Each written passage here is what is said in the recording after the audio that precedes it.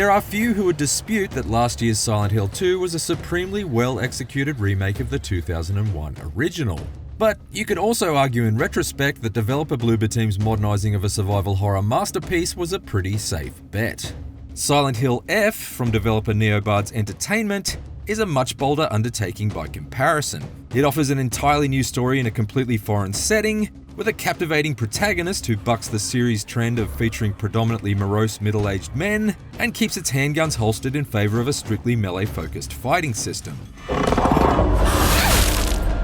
Although the cumbersome and inconsistent nature of its pipe-swinging combat made it something I had to grin and bear rather than rip and tear, Silent Hill F is a success in almost every other way and is certainly one of the strongest new games in the series since the PlayStation 2 era.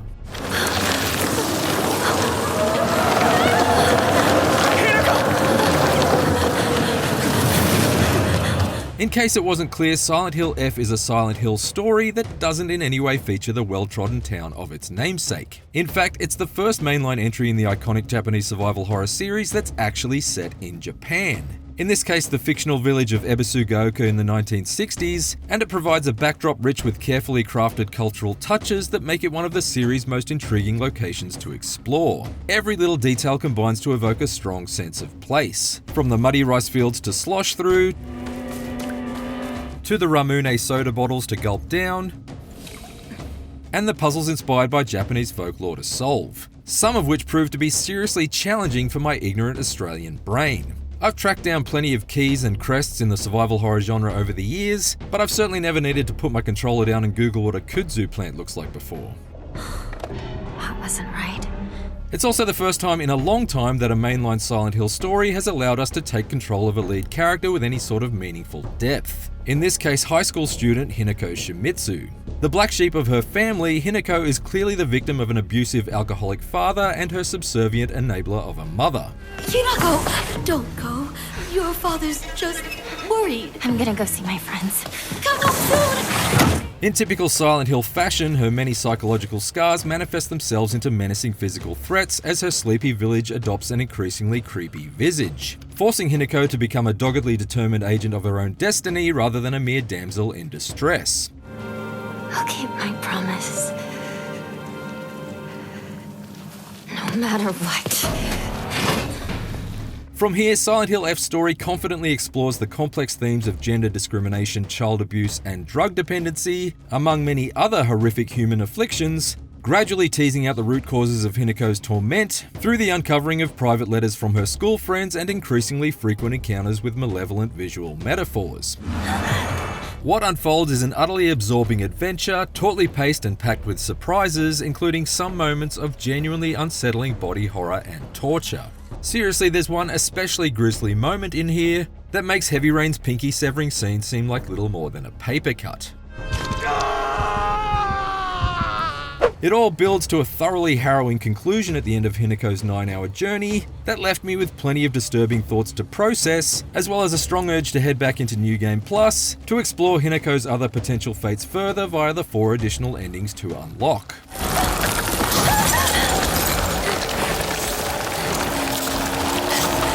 As the fog descends on Hinako's hometown and blood-red flowers and veiny tendrils start to entangle its mysteriously abandoned streets, so begins the emergence of various nightmarish creatures that hound her at every turn. Some of these neighborhood nasties seem pretty fog standard for a Silent Hill campaign, like these mannequin-esque dolls that go for your throat with kitchen knives from around unchecked corners. However, there are a decent number of inspired new creature creations too, such as these twisted scarecrows modelled on Hinako's schoolmates that shift from contorted stationary poses to startling lunges whenever you turn your back to them, like they're playing a more stab-happy game of schoolyard statues. Later, there are some truly disgusting slack-moored beasts covered in bulbous bellies like an enormous cluster of rotting flesh grapes that give birth to howling demon types in an attempt to overwhelm you. There's no doubt that Silent Hill F took one look at the series' dedication to conjuring up the most repulsive monstrosities possible and asked someone to hold its can of Asahi. I just wish I had as much fun fighting these magnificent monsters as I did marveling at their exceptionally ghastly forms, because actually taking them on usually isn't fun and it isn't particularly frightening. It's just annoying, and this doesn't seem like the type of survival horror where you're supposed to feel outmatched and avoid combat whenever possible, at least not beyond its opening hours. Unlike many previous Silent Hill stories, there isn't a single shotgun or pistol to be found in Silent Hill F to battle these beasts with. Instead, Hinako is only capable of carrying up to 3 breakable melee weapons like crowbars and baseball bats that she finds in her surroundings, which makes sense in context since you'd assume that firearms would be harder to stumble upon in a mountainside village in Japan than they would be in the series' usual home in the United States. As a result, the strictly close quarters combat encounters largely involve delivering a mix of light and heavy attacks, as well as performing dashes and dodges to evade incoming blows, all of which sap Hinako's aggravatingly stingy stamina bar and momentarily curb her ability to perform any of these actions should you allow it to deplete. There is also a focus ability that allows you to pull off special charged up hits and easier counters, and even blocks if you're holding a heavy weapon like the sledgehammer, but this too comes at a cost, draining your sanity meter, which, once emptied, makes Hinako's health bar vulnerable to both physical and shrieking psychological attacks. Having to constantly keep tabs on your health, stamina, sanity, and the state of your weapons all felt like a bit too much to balance for my tastes. Certainly off the back of Silent Hill 2's fear and instinct-driven point-and-shoot simplicity, and I never really settled into an enjoyable groove with Silent Hill F's comparatively stilted and repetitive combat as a result. These attributes can admittedly be enhanced slightly over time with buffs and consumables you collect, and nailing a perfect dodge does reward you with a handy stamina boost. But more often than I'd have liked, Hinako would run out of puff faster than an asthmatic in a smoker's lounge, and I'd be forced to sort of awkwardly shuffle backwards away from a snarling enemy while I waited for her to remember how her arms worked.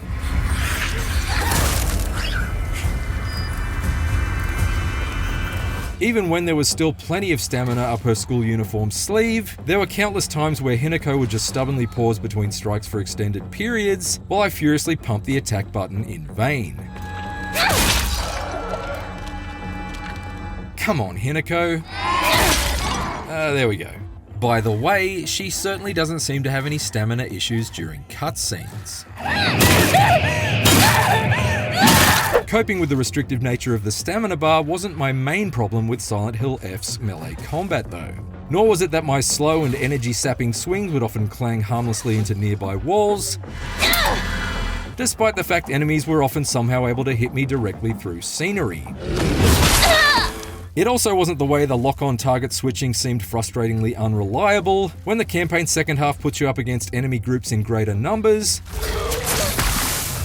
or how monsters would occasionally hack chunks off my health bar when I was defenselessly trapped in animations like entering a doorway.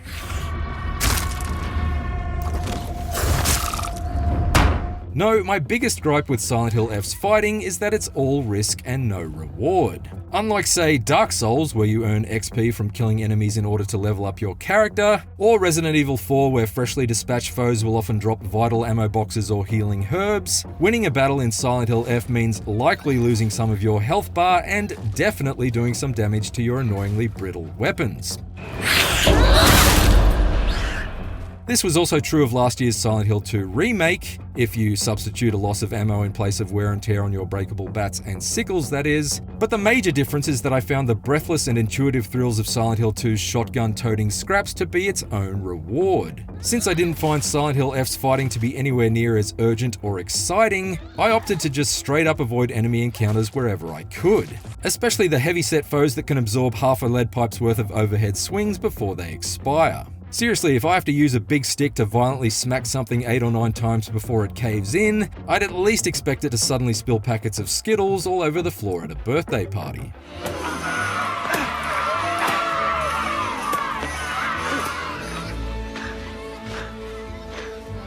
Surprisingly, this wasn't too hard to do for the most part, given that most enemies can be comfortably juked around with the dodge button, and many of these easily distracted demons give up the chase the instant you slip around a corner and break the line of sight, as though they're hellborn babies who are yet to fully comprehend object permanence. I quickly started skipping combat wherever possible by just running past each ghoul on the way to the next story objective, or ducking into a side street to search for supplies before hoofing it right back.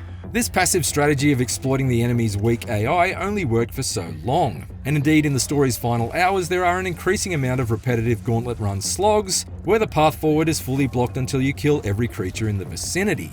But there were lengthy stretches in the first half where I was hustling along a sped up run through of Ebisugaoka that seemed more Benny Hill than Silent Hill. That made it tough for the town's increasingly bleak atmosphere to completely work its way under my skin, no matter how insistent its genuinely ominous ambient audio became, but at least I was having fun rather than feeling frustrated.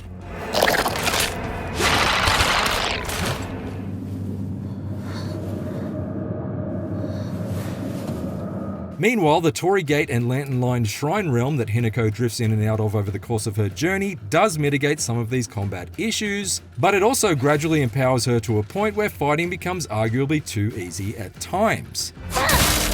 Visits to this ethereal otherworld, which provides a sinister yet strangely beautiful contrast to the village's increasingly festering streets, sees Hinako slowly slip under the spell of a morally ambiguous mystery man wearing a fox mask, who's given the decidedly Kojima-esque name of Fox Mask. Shall we get going, Hinako?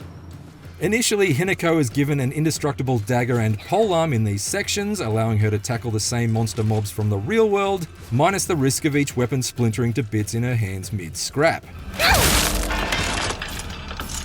However, by the story's midpoint, she's gained the supernatural ability to siphon the soul power from each enemy she kills, and channel it into a sort of beast mode that makes her overpowered and invulnerable for short bursts at a time. To avoid spoiling too much, I'm not going to show any of that here, but let's just say that although Hinako's otherworld evolution does make sense thematically, I feel like her newfound fox-powered fighting ability is kind of at odds with the fundamentals of survival horror, since unleashing it made me feel less like a vulnerable Little Red Riding Hood and more like the big bad wolf.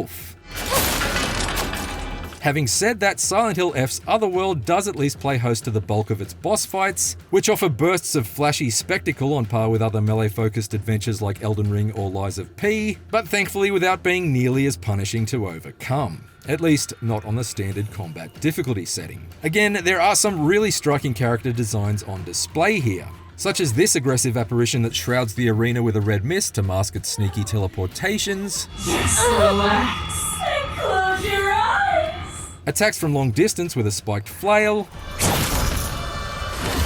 and wraps Hinako in a bear hug to gnaw on her face if you get too close. While these battles still rely on the same sluggish slashing and dodging as every other enemy encounter, they at least provide a bit more in the way of strategic depth.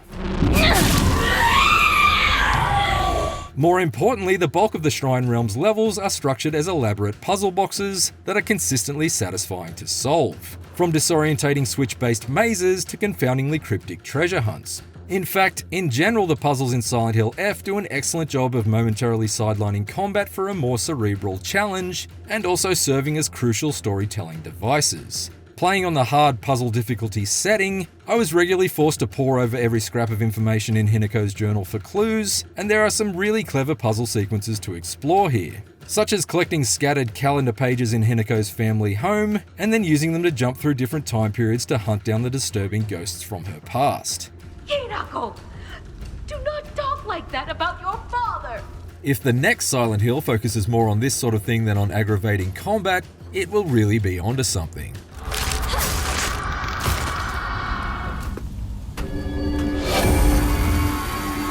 Silent Hill F serves up a fresh new Japanese setting to explore, a fascinatingly dark story to unravel, and plenty of twisted freaks to torment you with. All of that made me wish I was a bit more enamored with a combat system that early on seems like too much of a chore to be fun, yet eventually made me feel too overpowered at times to be consistently scared. I admire developer Neobards Entertainment for taking a big swing here, but like a laboured lurch from Hinako's frustratingly fragile lead pipe, it just hasn't quite landed exactly where I'd like it to. Still, some spectacular art design, imaginative puzzles, and a compelling lead character means this latest mainline entry in Konami's seminal survival horror series definitely earns a grade higher than a Silent Hill F. It's probably closer to a Silent Hill B-.